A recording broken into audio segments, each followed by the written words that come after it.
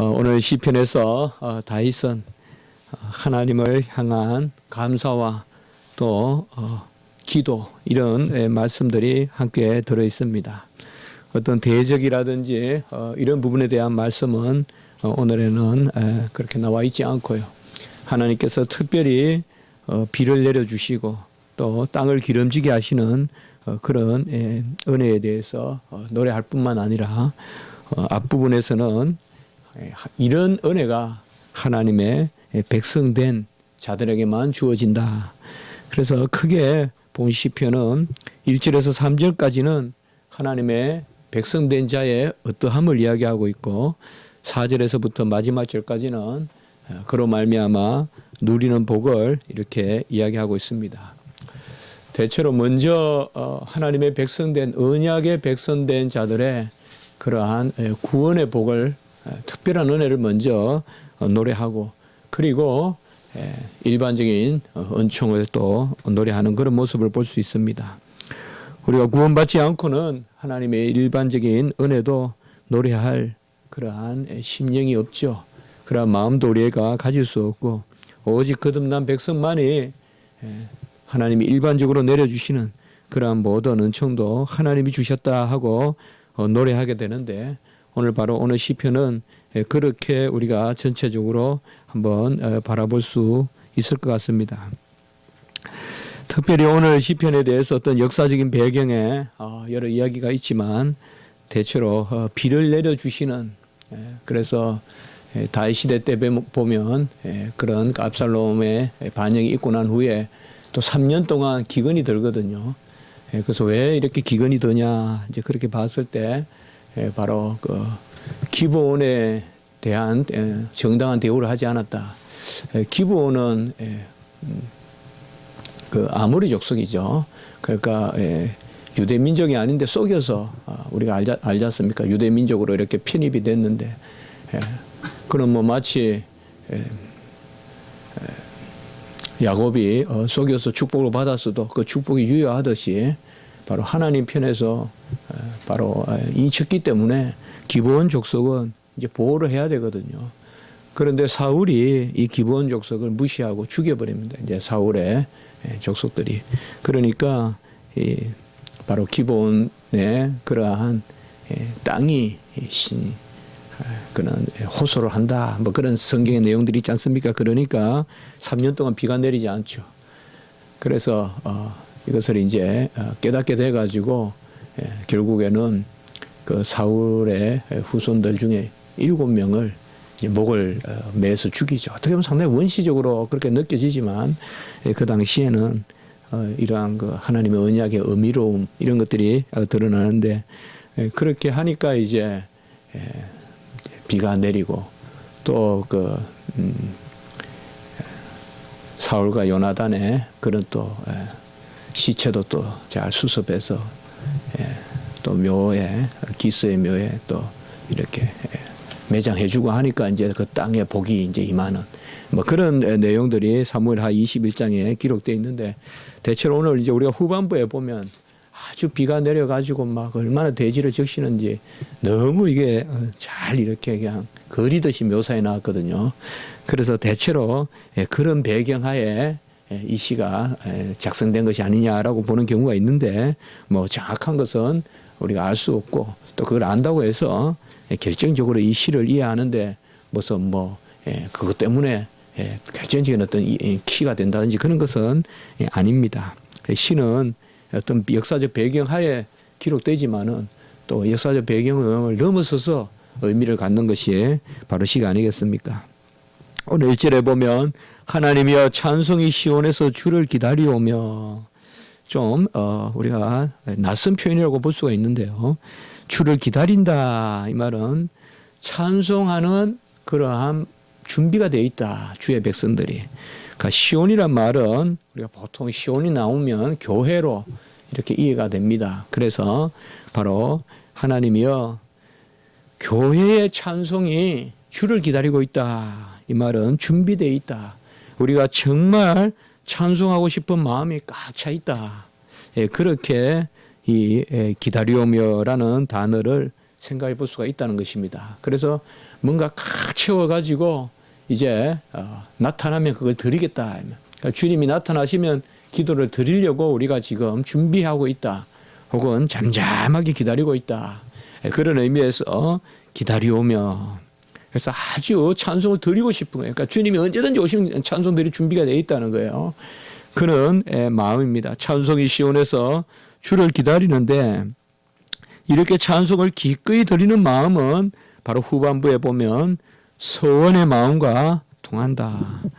전에도 우리가 말씀을 보았지만은 서원이라는 것은 대체로 시편 후반부에 많이 나타나는데 오늘은 어떤 신언을 회복해 달라든지 또 어떤 억울함, 대적 이런 것에 대해서 기도를 드리고 그리고 미리 된 줄 알고 서원을 드리는 그런 형식이 아니기 때문에 오늘은 서원이 앞부분에 먼저 나옵니다. 그래서 바로 특별히 이러한 찬송의 마음은 서원의 마음이다.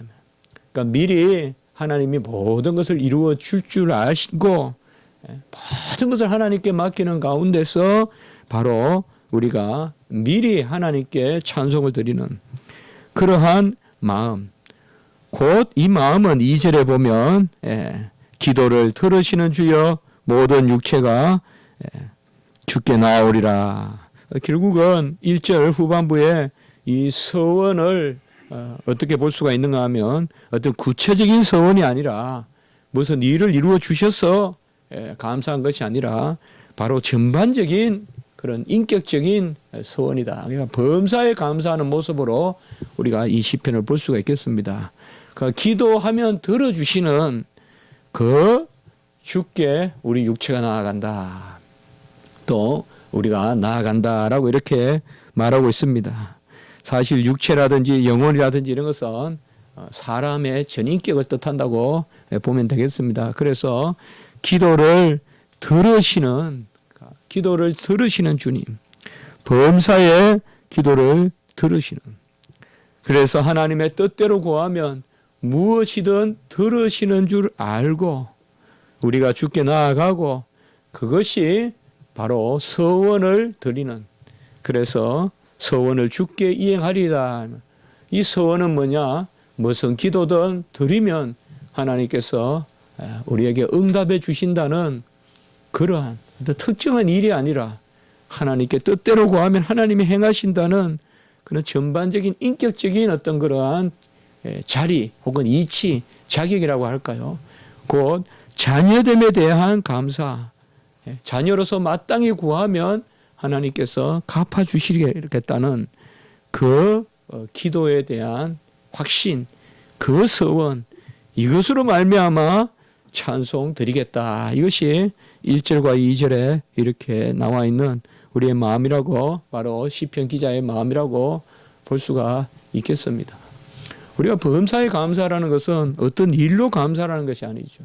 범사에 감사라는 것은 쉬지 말고 기도하라는 것과 또 함께 있는 것이죠. 이게 세 가지가 분리되는 것이 아니라 항상 기뻐하는 것은 어떤 감사의 영역일 것이고 기뻐한다는 것은 우리의 신분의 영역이고 그리고 감사하는 거고 기도하는 거잖아요. 그래서 기쁨과 또 감사와 또 기도가 항상 함께 있잖아요.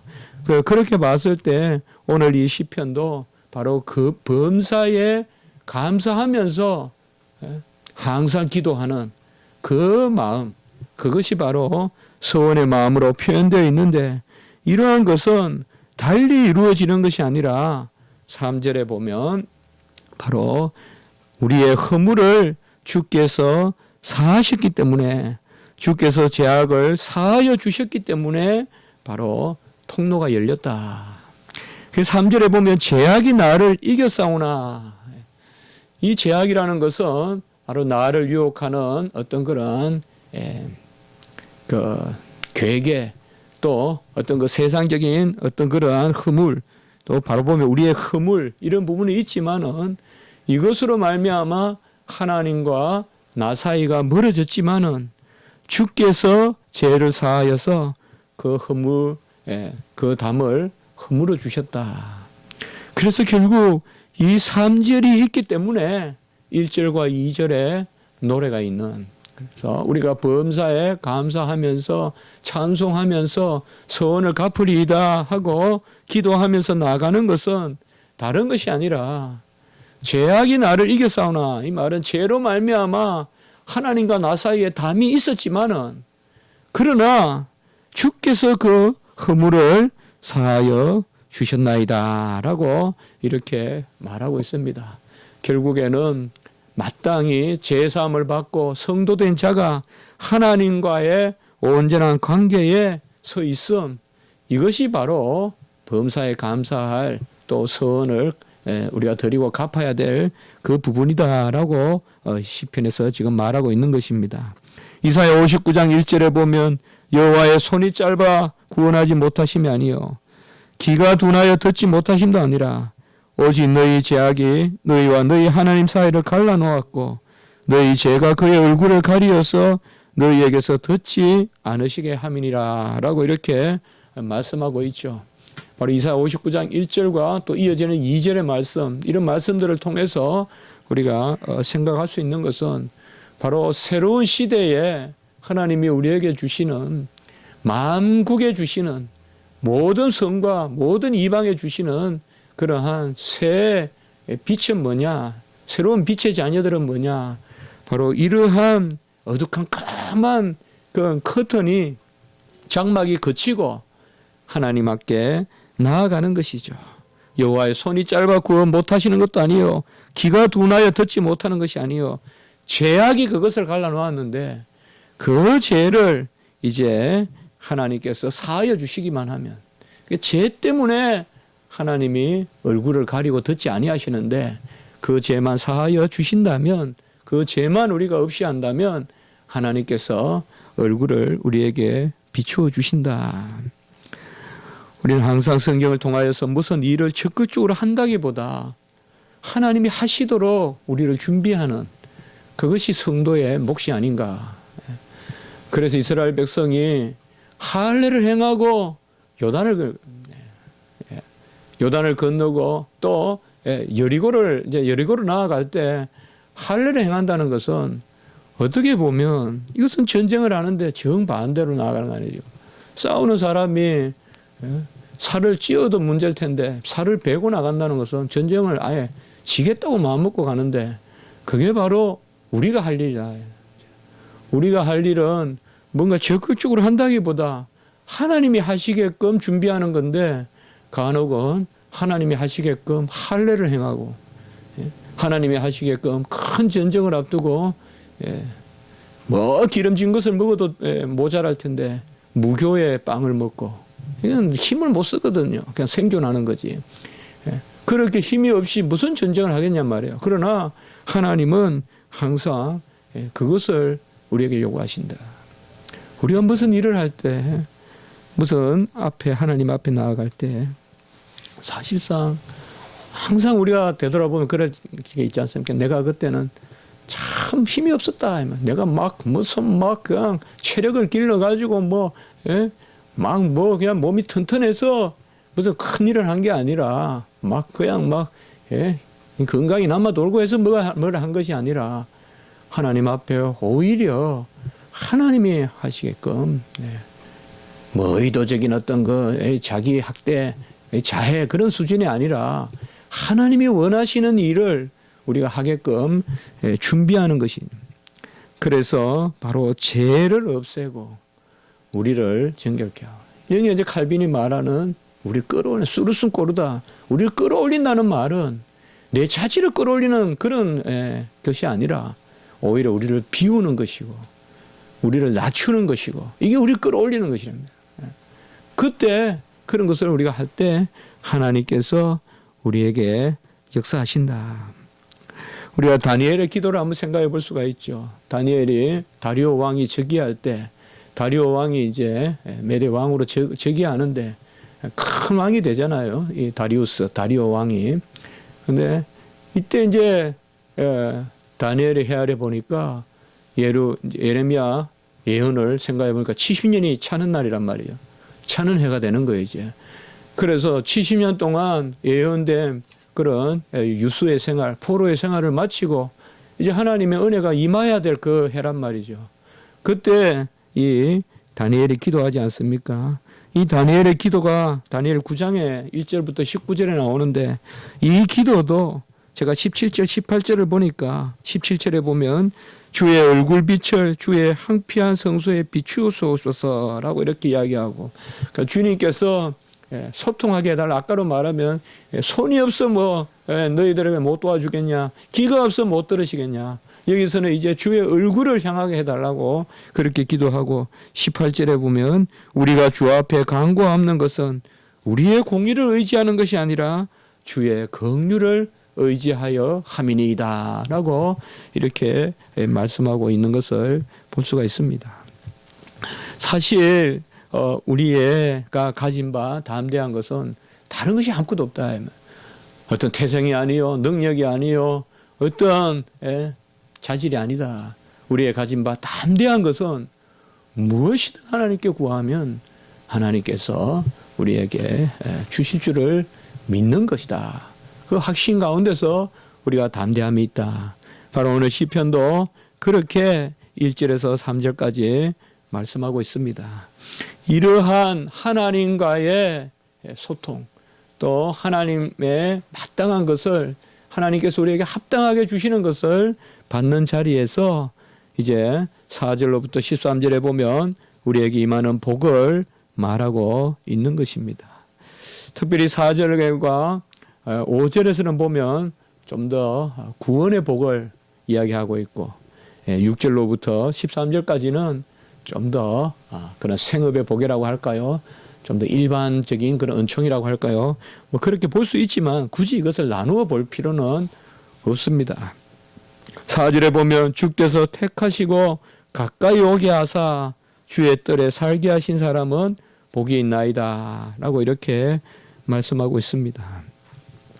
주께서 택하시고 가까이 오게 하사 주의 뜰에 살게 하신 사람은, 이것은 아마 유대인들만을 이야기한다기보다 이제는 이런 부분이 이제 시편의 어떤 예언적인 측면이 있는데요. 어떤 메시아적 그런 시편적 의미가 있는데, 특별히 주의 집, 주의 성전의 아름다움으로 만족하리이다 이렇게 말하고 있습니다. 어떤 유대 민족에 국한되었다기보다도 교회의 은총으로 이것을 우리가 보는 것이 좋을 것 같습니다. 바로 구원의 하나님, 5절에 보면 우리 구원의 하나님이 이렇게 말씀하고 있는데, 구원의 하나님은 우리의 의를 헤아리시는 것이 아니라 바로 의가 엄중할수록 하나님께서는 더욱 큰 긍휼을 베풀어 주신다. 5절 후반부에 보시면 의를 따라 의미하신 일로 우리에게 응답하시리다 이렇게 이제 말씀하고 있습니다. 이 4절과 5절은 우리 이사야서 같은, 금방 우리 이사야 또 59장도 인용을 했지만은, 이사야 우리가 대체로 40장 이후에 나오지만 60장이나 이런 데서 보면 이방에 이제 하나님의 복음이 전해지는 그런 말씀과 우리가 같이 한번 생각해 볼 수가 있겠습니다. 그래서 주의 뜰에 살게 하신다.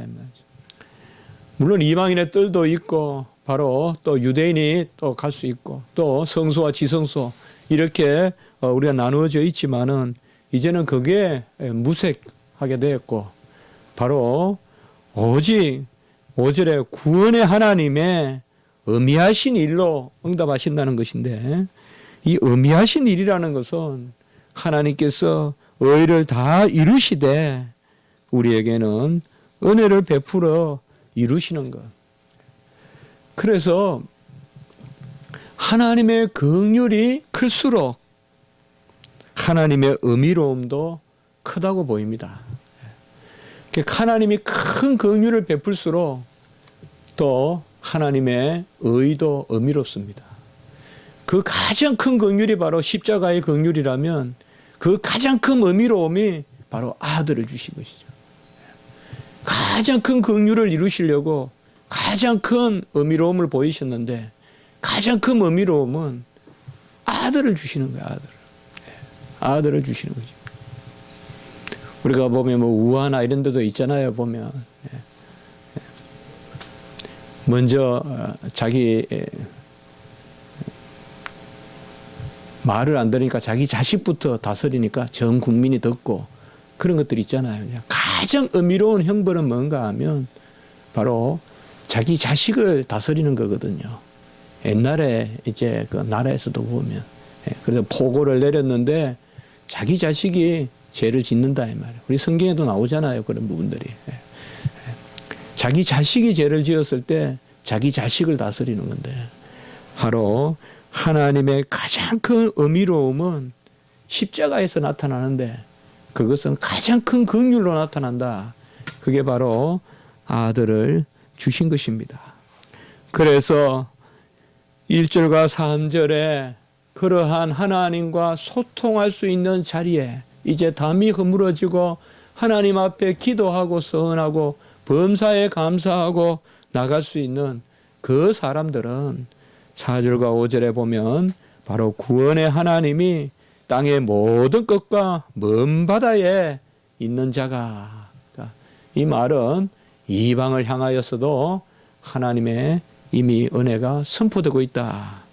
오늘 후반부에도 우리가 그런 말씀을 좀 볼 수가 있는데 그래서 오늘 이 시편에서는 우리가 어떤 구약의 상황에 묶어둘 것이 아니라 시편이 가지고 있는 어떤 메시아적 전망, 이방의 빛으로서의 우리 주님, 중보자 예수 그리스도, 그런 의미에서 주의 집, 주의 성전 4절에 그리고 5절에 구원의 하나님, 이런 말씀들은 다 교회의 그러니까 신약과 구약의 교회를 통틀어서 우리가 봐야 될 것이다 라고 볼 수가 있겠습니다. 그리고 이제 6절부터 13절까지는 바로 하나님께서 이러한 은혜 가운데서 특별히 만물을 붙드시는 그 은혜를 드러내고 있습니다. 6절에 보면 주의 힘으로 산을 세우시고 그리고 권능으로 띠를 띠시며 라고 이렇게 말씀하고 있습니다. 그러니까 띠를 띈다는 말이 뭔지 우리는 상당히 띠를 띈다는 게 여러 가지로 쓰이는데요. 그러니까 이 부분에서는 우리가 그냥 쉽게 생각하시면 될 것 같습니다. 어떤 경계를 정하시고 또 다스리시고 위어하시고 이렇게 붙드시고 한마디로 보존하시는, 그래서 주의 힘으로 산을 세우시고 하나님이 붙들지 않으면 그냥 내려앉죠. 산도 무너지고 꺼지고 산사태도 나고 도무지 움직이지 않을 것 같은 산도 그저 그냥 내려앉잖아요. 천둥 소리를 내면서 산사태가 나고, 저는 어릴 때 이런 사태 같은 거 많이 봤어요. 시골에서. 근데 산사태 같은 거 정말 뭐 참 예측하기도 어렵거든요. 인재하지만은 누가 그걸 다 예상하고 막을 수 있겠어요. 정말 어느 정도는 할 수 있을지 몰라도 어떻게 그 지형의 그 집안의 국기를 다 헤아릴 수 있겠고, 또 천년 만년 조선시대에 있던 땅이 그대로 있던 땅이 어느 날 무너지는데 그걸 어떻게 헤아려서 준비하겠어요. 물론 너무 막 남벌을 하고 나무를 다 잘라내고 난공사를 하고 이러면 그렇겠지만은 결국은 이런 것도 물론 우리 항상 두 가지로 봐야 돼. 어떤 과학적 측면에서도 우리가 봐야 되지만은 바로 하나님께서 산을 권능의 띠로 띠시기 때문에 산이 저렇게 유지되고 있는 거지. 아니면 하나님이 놓으시면 그냥 산도 허물어지고 우리가 뭐 퍼즐 하나도 세우기가 어려운데 저 높은 봉우리를 어찌 만고 천년 저렇게 안 무너뜨리고 세워놓겠어요. 하나님이 그러니까 주의 힘으로 산을 세우시고 권능으로 띠를 띠시고, 7절에 보면 바다의 설렘과 물결의 흔들림과 만민의 소요까지 진정하시나이다.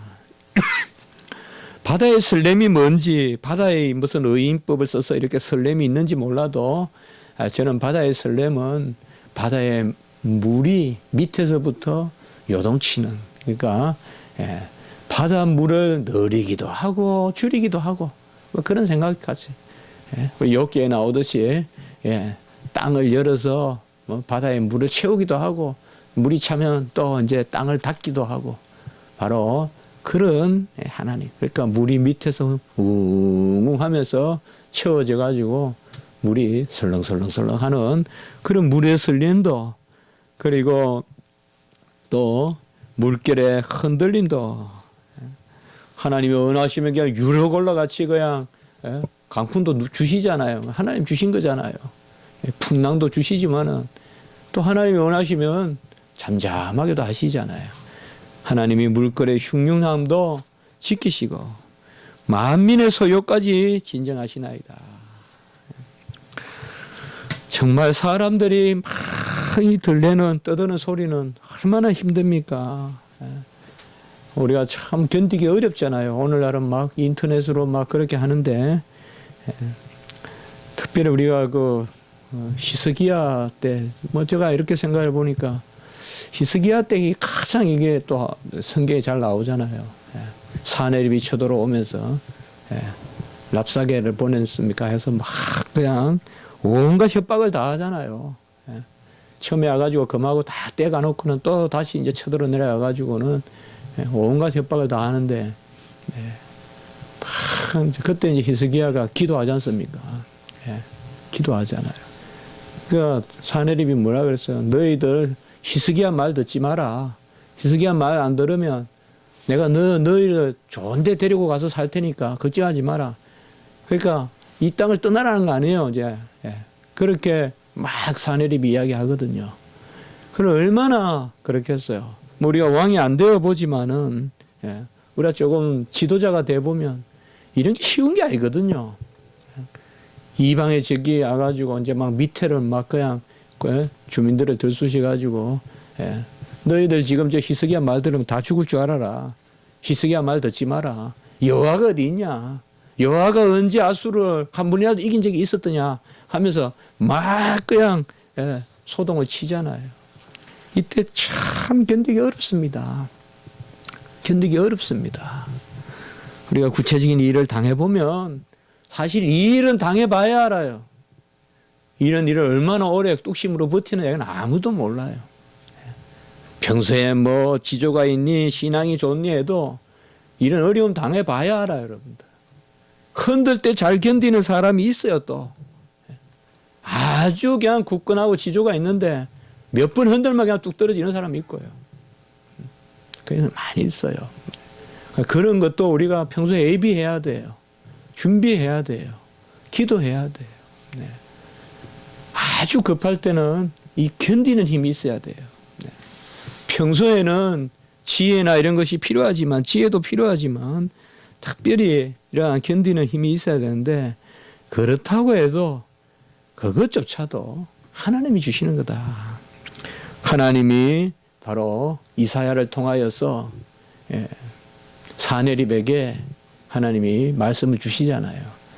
내 코를 깨고 내 귀를 엮어가지고 그렇게 해서 코를 깨고 제갈을 먹여서 코를 깨고 제갈을 먹여서 왔던 길로 끌고 가겠다고 이사야를 통해서 이사야 선지자를 통하여서 하나님 말씀을 주시잖아요. 막 떠들었잖아요. 막 그냥 뭐 하나님이 어디 있냐 하면서 막 떠드니까 코를 깨고 입에 제갈을 물가 말 못하게 만들겠다 이거지. 그래가지고 소 끌고 가듯이 다시 네 자리로 끌고 가겠다. 그렇게 하고 여기에 또 여호와의 사자가 나타나잖아요. 여호와의 사자를 보내가지고 18만 5천 명을 그냥 한꺼번에 다 죽여버리잖아요. 그리고 사내립은 도망갔다가 결국은 또 사내립 또 피살되고 말죠. 이렇듯이 하나님께서 만민의 소요까지도 진정하시고, 오늘 그냥 이 부분의 말씀을 의미보다도 너무 이렇게 특별히 이제 아랫부분에 조금만 보시면요. 8절에도 보면 주의 징조를 두려워하나이다. 여기 땅 끝에 사는 사람도 있는데 이 땅 끝에 사는 자가 누군지는 모르겠지만은 그 당시에 땅 끝이 뭘 의미하는지 몰라도 어쨌든 유대인 경계를 넘어서는 이방인들이라고도 볼 수 있지 않겠어요? 그러니까 그래서 이런 측면에서 이 시가 벌써 폭이 넓다 이 말이죠. 그래서 땅 끝에 사는 자가 주의 징조다. 주의 징조다. 우리가 징조다 그러면 두 가지로 생각하면 된다고 저는 봐요. 징조다 그러면 보통 기사와 이적 이런 것을 우리가 징조라고 하는데 그것에다가 하나님의 현존이 있어야 돼요. 그래서 징조를 보인다는 것은 뭔가 하면 기적에다가 하나님이 살아계심을 보여주는 것. 그게 징조예요. 기적적인 일이 일어나서 하나님이 살아계시다는 것을 보여주시는 거예요. 그게 이제 바로 징조다. 그렇게 보면 우리가 성찬을 좀 생각해 보면 돼요. 세례를 생각해 보면 돼요. 성례. 성례는 표징이 있고 현존이 있잖아요. 표징을 통하여서 하나님의 특별히 우리 예수 그리스도의 현존을 드러내잖아요. 그러니까 영적인 현존을 드러내잖아요. 그럼 마찬가지입니다. 바로 주의 징조를, 그 주의 징조가 뭐냐 하면 아침이 되는 것과 저녁이 되는 것을 즐거워하게 하고, 아침은 저녁에 소망이 되고 또 저녁은 아침의 열매가 되고, 그래서 아침과 저녁이 계속 즐겁게 돌아가고, 9절에 보면 땅을 돌보사 물을 대어 심히 윤택하게 하시는데 하나님의 강에 물이 가득하게 하시고, 이 하나님의 강이 무엇이겠습니까? 여러분들 이스라엘 가보시면 변변한 강이 없어요. 정말 물을 만나기 어려워요. 하나가 이제 그냥 큰 강이에요, 정말. 그게 갈릴리죠. 갈릴리지 다른 데는 없어요. 무슨 여기저기 호수도 좀 있고 하면 좋을 텐데 그런 데가 없어요. 하나님의 강에 물이 가득하다, 이 말은 그럼 갈릴리를 의미하느냐? 그것이 아닙니다. 신명기 11장 10절에서 12절에 보면 내가 들어가는 땅은 나일과 달라서 물을 흡수한다 그랬어요. 그래서 나일강은, 이거 신명기에 보면 바로 발만 밟으면, 이렇게 바퀴만 밟으면 물이 돌아가가지고 채소가 자라는데 그렇게 표현해 놨어요. 그러니까 나일강에는 물이 많단 말이에요. 그러나 너희가 들어가는 가나안 땅에는 물을 흡수하는 땅이라 그랬어요. 이 말은 물을 머금고 있는 땅이 아니라 와디와 같이 비가 오면 그냥 금방 그냥 땅바닥에 들어가서, 물론 그 밑으로 이제 조금 그런 지하수가 흐르기는 하고 그게 결국 오아시스가 되기도 하지만은 그런 땅이다 이 말이죠. 그러면 여기에 하나님의 강이란 뭘까요? 이건 결국 다른 것이 아니에요. 때를 따라 비를 내려주시는 하나님이 강이에요. 하나님의 강이 무슨 땅에 있는 것이 아니라 때를 따라 비를 내려주시는 바로 그 하나님. 바람을 타고 다니시고 바로 천사를 타고 다니시고 그분이 바람에 습기를 넣어서 비를 내려주시고, 시편 147편에 보면 눈을 양털같이 서리를 또 재같이 우박을 떡부르스리같이 내리기도 하시고, 이건 아주 재앙이죠. 그리고 하나님이 원하시면 그것을 확 물로 바꾸셔서 이제 기름진 덜에 물이 되게 하기도 하시는.